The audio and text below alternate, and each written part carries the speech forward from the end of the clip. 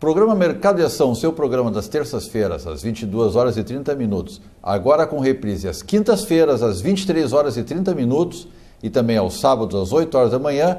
Recebe hoje Carlos Paiva, um economista formado pela Universidade Federal, mestre e doutor em Ciência Econômica pela Universidade Estadual de Campinas, pesquisador da Fundação de Economia e Estatística do Estado, coordenador do mestrado na FACAT. Com ele nós vamos discutir hoje a política econômica do Brasil e para o Rio Grande do Sul. Fique conosco, voltamos num instante. O programa Mercado e Ação, o seu programa das terças-feiras, sempre às 22 horas e 30 minutos, com reprise às quintas-feiras, 23 horas e 30 minutos e aos sábados, às 8 horas, recebe hoje Carlos Paiva. Seja bem-vindo. Obrigado. Paiva é graduado em Economia pela Universidade Federal, mestre e doutor em Ciência Econômica pela Universidade Estadual de Campinas. Atualmente é pesquisador da Fundação de Economia e Estatística do Estado do Rio Grande do Sul e coordenador do mestrado da FACAT. Isso, exatamente. Apresentei bem, muito mas bem. O teu currículo é bastante grande. Autor de algumas obras também, como identificar e mobilizar o potencial de desenvolvimento endógeno de uma região, e também o Rio Grande do Sul em mapas e dados, bases georreferenciadas para a comparação do desempenho socioeconômico dos municípios gaúchos entre 1996 e 2006. Antes de nós passarmos propriamente dito a entrevista, trocar algumas ideias, enfim, trazer um pouco de aprendizado para o nosso espectador, nós temos um convênio com a Secretaria de Segurança Pública, no qual a gente divulga a imagem de algumas crianças que estão desaparecidas, crianças, jovens e adolescentes, de forma a tentar auxiliar que alguma família possa ter encontrado essas pessoas em algum local, enfim, traga informações. Você deve estar vendo na sua tela Kathleen de Oliveira dos Santos. Ela desapareceu em 13 de março, agora bem recente, 2015, na Lomba do Pinheiro. Ela tem 14 anos. Saiu de casa e está perambulando pelas ruas, em princípio, ou quando desapareceu, na própria Lomba do Pinheiro, mas não se teve mais nenhum contato dela com a família. Então, qualquer informação é importante que seja o mais rápido possível, nos telefones 0800 6426 400, 21 31 5731, 8464 6960. Voltamos agora ao nosso entrevistado e vamos falar de economia. Quais são as perspectivas para a economia brasileira nos próximos anos? Olha, é uma pergunta e tanto, né? Depende muito de qual vai ser a inflexão e o tamanho da inflexão adotada agora pelo governo. No primeiro momento, quer dizer, que nós precisávamos mudar alguma coisa, eu acho que isso era nítido, né? O governo levou ao limite uma determinada política econômica, ele realmente, quando eu digo levou ao limite, levou ao limite de abuso, inclusive, de gastos para dar sustentação. Ou seja, em 2014, a economia brasileira, na verdade, ela se movimentou na base de empurrão mesmo. Ele exauriu esse modelo? Você colocou toda a energia que podia e mesmo assim o carro não andava. Eu acho que ainda existem alguns que resistem e acham que foi uma mudança equivocada. Veja, a mudança ainda não está totalmente delineada e eu tenho um certo temor do que possa vir a ser feito mais à frente. Até agora os movimentos foram corretos, mas, em parte, eles não traduzem tudo o que o Levi, o novo ministro, né, o Joaquim Levi, vem apregoando. Então, eu não sei até que ponto ele não vai levar mais longe, e talvez possa levar longe demais. Tem aquela coisa de o temor do remédio também matar o doente, né? Mas, assim, quais vão ser os ajustes? Como é que isso vai ser levado? É daí que vai depender se a economia vai se recuperar ou não. Alguma chance do Rio Grande do Sul, ou alguma possibilidade ter um tratamento diferente, um comportamento diferente em relação a esse período, a esse processo? Pode ser. Já vou entrar no ponto que realmente, assim, qual é que para mim é a grande esperança de que a economia brasileira volte a crescer e aí o Rio Grande do Sul será particularmente beneficiado? É se preservar a desvalorização do real e a valorização do dólar dos últimos dias, dos primeiros meses do ano. Na verdade, assim, muitos estão vendo, e a mídia, inclusive, muitas vezes explora como mais um sinal de crise e tensão. Não é. O governo está administrando, e faz muito bem, do meu ponto de vista, a desvalorização. O que está acontecendo? Os Estados Unidos rompeu com a política de liquidez frouxa, de grande emissão de dólares, que ele adotou a partir de 2009 para enfrentar a crise que iniciou em 2008, mas que foi em 2009 que, de fato, o governo norte-americano assumiu... A famosa marola. Que para nós veio como marola, mas que para os Estados Unidos foi uma crise grande, foi uma marola inicial, né? Os Estados Unidos, o que ele fez para enfrentar aquela crise? Você tinha um problema enorme dentro do sistema financeiro e quando se anuncia que a boa parte dos papéis que estavam circulando na esfera financeira não tinham sustentação, porque houve uma bolha de hipervalorização dos imóveis e esses imóveis foram deflacionados, então os papéis não tinham mais sustentação, o governo acionou o Banco Central para o Banco Central recomprar os papéis e impedir a quebradeira do sistema financeiro. Mas com isso ele inundou o mercado nacional e internacional, porque o dólar é uma moeda internacional, de dinheiro. E a taxa de juros nos Estados Unidos caiu significativamente. Ora, se a taxa de juros cai, você não busca comprar ativos naquele país. Ele está te oferecendo um rendimento baixo, ok? E com isso o dólar se desvalorizou relativamente e os restos das moedas do mundo, inclusive o real, se valorizaram. Ok? Isso tem uma consequência muito grave que quando a nossa moeda fica muito forte, fica fácil de comprar produtos de fora, mas fica difícil vender o que a gente produz aqui lá fora. Essa valorização do real que vem acontecendo desde a instauração do Plano Real, com algumas, digamos, crises que salvaram a economia até então.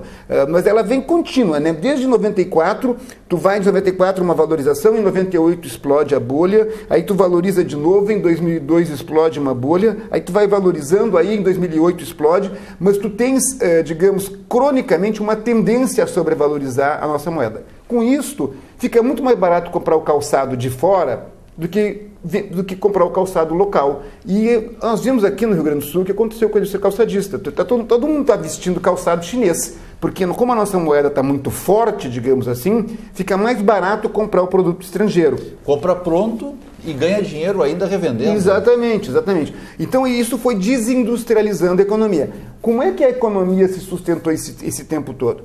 Na medida que tu ia perdendo emprego industrial, a política redistributiva do governo e a política de gastos do Estado foi gerando uma demanda no setor de serviços. Então, assim, tu perdia emprego na indústria, mas ganhava no comércio. Tu não pode simplesmente ir num supermercado chinês porque lá é mais barato. Tu não pode ir numa padaria chinesa, ou tu não pode ir no dentista ou colocar o teu filho numa escola chinesa. Então, todos aqueles que não são importáveis continuavam crescendo. Mas chegou um limite. E a desindustrialização foi quebrando a base da economia é a indústria. E a indústria nossa foi se quebrando. Essa política de salários acima da inflação colaborou substancialmente com essa questão de maior uso de serviços. Sim, de um lado ela colaborou para o crescimento da demanda de serviços e o adiamento da crise, mas de outro ela injetou uma pressão de custos nos setores de serviços que fazia a inflação subir. E quando os custos sobem no setor de serviços, não adianta o governo puxar a taxa de juros para valorizar o real e importar mais, porque tu não pode importar educação, cabeleireiro, farmácia, tudo que é comércio. Tu tem que se abastecer aqui mesmo. Então a inflação explodiu no setor de serviços e o governo puxava o freio pelo juro para valorizar a moeda e a indústria que pagava o pato. Entendeu? Quem pagava o preço de fato era a indústria. Então nós fomos nos desindustrializando.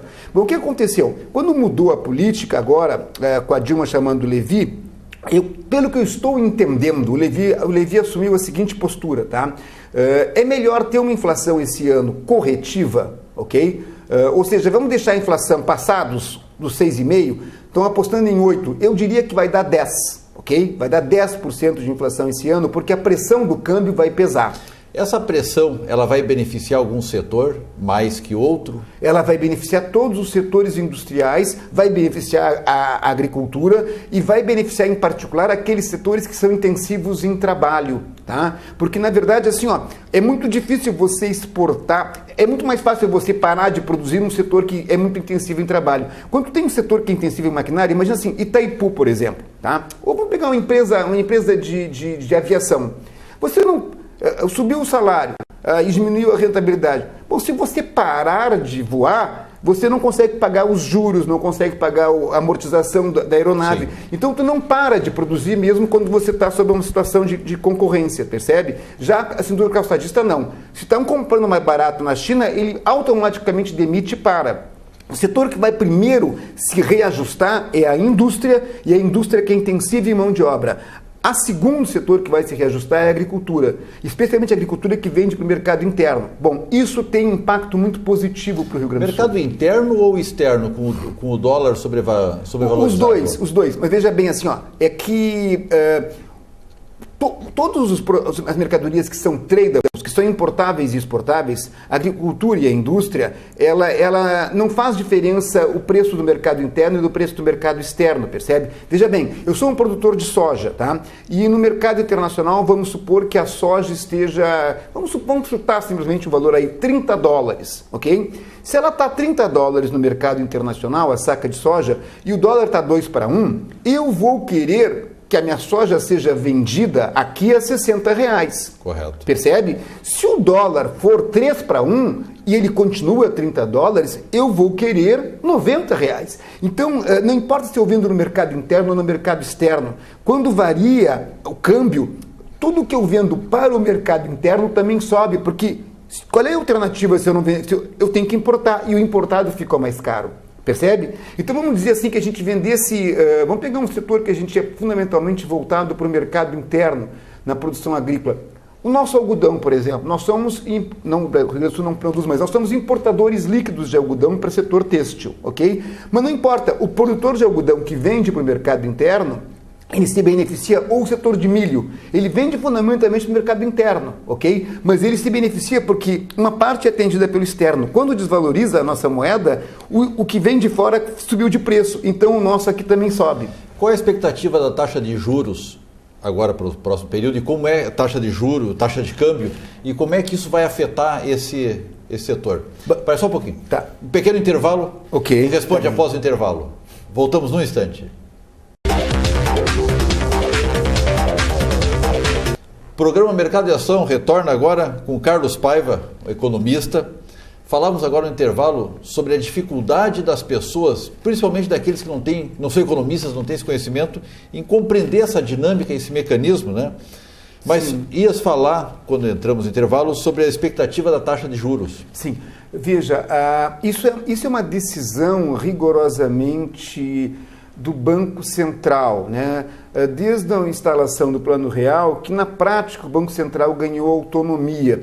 Mas há uma certa tradição, assim, se o Ministério da Fazenda assume uma postura mais conservadora na administração fiscal, ou seja, se ele realmente se apega ao princípio do superávit primário, se ele gasta menos do que arrecada para poder deixar um valor para o Banco Central, para pagar uma parcela dos juros pelo menos, ou até a totalidade dos juros e ainda recomprar títulos da dívida pública, nesse caso o Banco Central atua de uma maneira um pouco mais, tende a atuar de uma maneira mais soft, e aí ele não aprofunda uma política monetária restritiva. É isso que o Levi está sinalizando. Olha, nós vamos ser duros na política fiscal, então, por favor, Tombini, não muda a taxa de juros.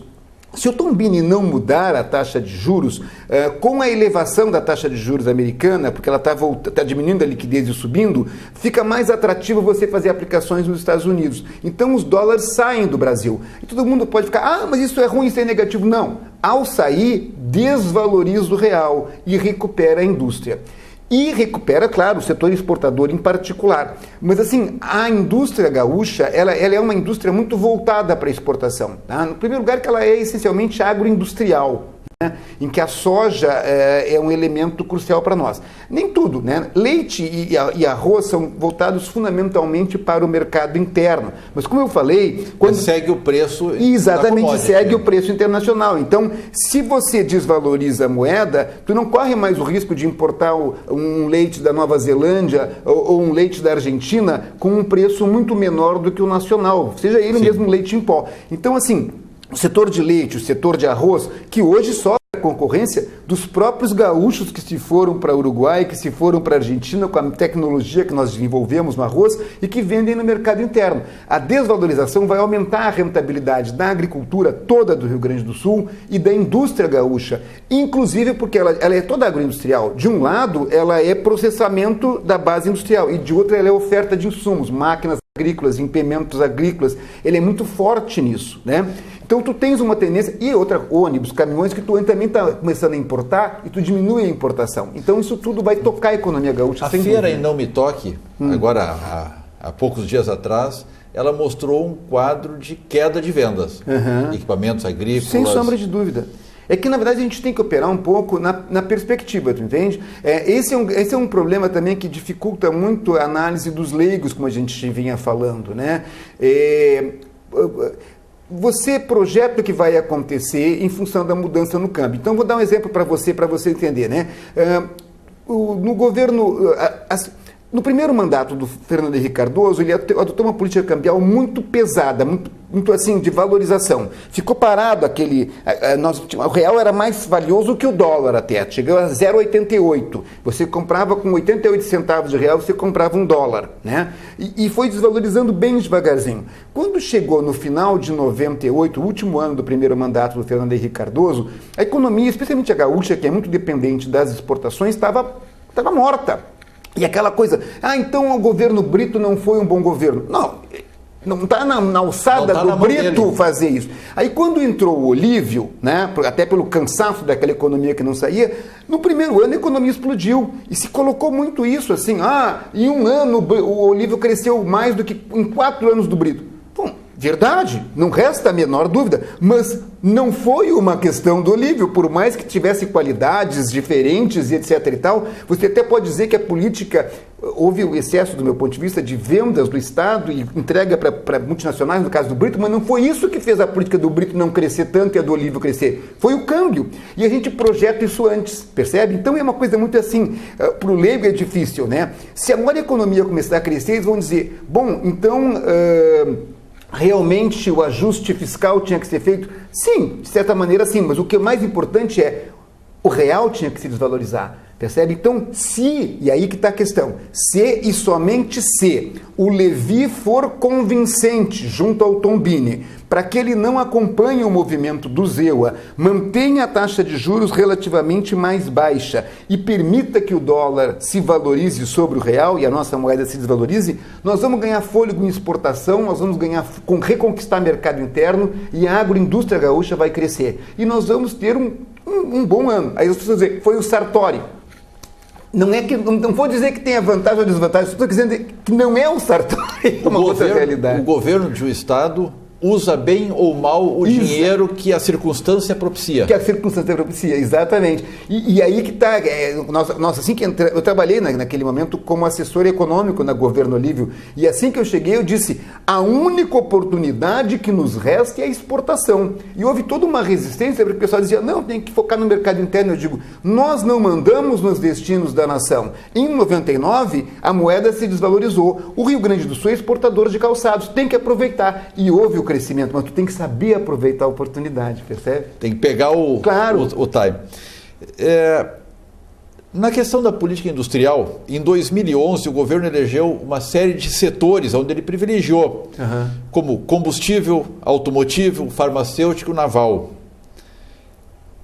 Qual é a perspectiva? Mantém esses setores entram outros, estes caem, estes sobem. Houve o polo naval aqui, que foi uma demonstração dessa política. Eu não tenho a menor o parque dúvida, eólico. não tenho a menor dúvida que vamos voltar a insistir nesse ponto, caso o Tombini não eleve a taxa de juros, caso o Levi consiga manter uma política de controle fiscal, cortando no lugar certo e não cortando no lugar errado, nós vamos ter um resgate das exportações e um elemento que está claro que nós teremos competitividade internacional expressiva é no petróleo. Se aumentar a exportação de petróleo, é que assim, o preço do petróleo no mercado internacional caiu significativamente e agora estagnou. E a perspectiva é que ele fique nesse patamar. Mas isso não quer dizer nada se a nossa moeda se desvalorizar, percebe? Se você tem um barril de petróleo a $60 e o dólar está 2 para 1, tu ganha R$120. Se ele vai para 3, tu ganha R$180. Não importa se ele está em $60. E com R$180, tu podes ampliar as explorações e inclusive garantir financiamento e a Petrobras vai voltar a comprar no polo naval. Então, o foco é sempre esse. Câmbio. O que vai acontecer com o câmbio, percebe? Agora, de qualquer maneira, eu entendo que o governo vai fazer algumas inflexões na política industrial, porque o que ele fez, claro que o câmbio não permitia que houvesse todas as respostas que deveria, mas eu tenho a impressão que ele focou em alguns setores, digamos, que não responderam tão bem quanto ele esperava e esqueceu outros. Em particular, ele vai ter que dar mais importância para a agroindústria, porque é ela que ainda continua movimentando o país. Se algum setor não entrou em crise realmente, foi o setor agroindustrial. É o único setor que a gente já tem uma balança comercial positiva. E agora ele vai exigir mais atenção. E com ele vem a infraestrutura, vem a logística interna. Mas eu diria que ele tem que sair um pouco do eixo automobilístico, para ser claro. Esse setor ele apostou demais e o retorno não foi tão grande quanto ele esperava. Não foi tão grande, as cidades não andam mais. Exatamente. A poluição aumentou substancialmente, porque a poluição não é a questão de sujeira, é a concentração da sujeira. Então as cidades ficaram horríveis e, de fato, não deu o resultado que era esperado, além dessa confusão toda. A agroindústria nesse setor. E na indústria, a indústria especificamente, algum segmento deverá ser privilegiado? Veja, quando a gente fala na agroindústria, tu está falando fundamentalmente na indústria. Apenas assim, tu vê, fertilizantes é da área de químico, né? Máquinas e implementos agrícolas é da área de metalmecânica, alimentos em geral, o que tem de agro ali é só a matéria-prima, o processamento, carnes. Hoje tu tem quando tu está falando em frango, tu não está falando em uma coisa assim, bota no quintalzinho, não, é engenharia genética que está envolvida nisso, é caminhões frigoríficos, é produção de caminhões frigoríficos, novos padrões de controle do gasto energético para manter até a China esse frango congelado. Então tu tem isso é indústria, assim, e isso sempre foi subestimado, percebe? É muito estranho que o Brasil tem uma mania que é um pouco assim de origem, uma certa inflexão, eu diria, francesa de pensar a questão industrial, que tem equívoco. Não é à toa que a França nunca foi a grande liderança industrial da Europa, que nós temos que desenvolver nanotecnologia. Não. Tu tens hoje em dia na agroindústria engenharia genética, controle de efluentes, controle de biotecnologia, controle de energético, que é de alta tecnologia também. Só que tem uma diferença. Neste nós temos vantagens competitivas e estruturais. Então tem que focar nisso mais do meu ponto de vista. Professor Carlos Paiva, nós nos aproximamos ao final. O governo faz uma série de afirmações, enfim. Até que ponto nós podemos confiar? Eu acho que, na verdade, o governo tem sido bastante transparente, tá? Veja, falou-se muito há pouco tempo atrás na gestão do secretário de Tesouro, Arno Agustin, que por sinal é meu amigo pessoal, mas nem por isso deixo de criticá-lo quando eu acho que vale uma crítica, da contabilidade criativa do governo. A contabilidade criativa que o Arno adotou e foi objeto de crítica, inclusive do atual ministro do Planejamento, o Nelson Barbosa, é real, mas são detalhes que tem muito limitados, percebe? E elas são transparentes. Existe muita ficção porque a pessoa não sabe abrir. Se você abre a contabilidade, você vê o que foi feito. E isso existem limites muito estreitos. Hoje, toda a contabilização ela é regrada pela ONU. As pessoas não sabem, acham que a ONU é só aquela reunião uma vez por ano, né? Não, a ONU regula como se faz a contabilidade pública hoje, como é que se faz as contas sociais, percebe? É um regramento bastante estrito e o limite que tu tem para se movimentar é pequeno, né? Nós temos um sistema estatístico no Brasil que é ímpar. Se você tem dúvida do processamento, e deve ter, porque a maneira como se processa a estatística é complicado, tu entra no IBGE e você pega o dado bruto, frio, e você pode recompor. É preciso, claro, ter alguma pessoa que te apoie, mas eu quero dizer, a confiabilidade é confiável. É confiável, é essencialmente confiável. É muito mais do que em geral se imagina. Em geral, há uma certa fantasia sobre isso. Professor Carlos Paiva, pesquisador da Fundação de Economia e Estatística, coordenador do pós-graduação da FACAT, um economista conhecido, respeitado em nosso estado e no Brasil também. Ficamos gratos pela tua presença. Eu que agradeço. Agradecemos, em nome do nosso espectador, esse compartilhamento que nos propiciaste hoje. Tá ótimo. Obrigado. É um prazer sem dúvida. Ficamos por aqui.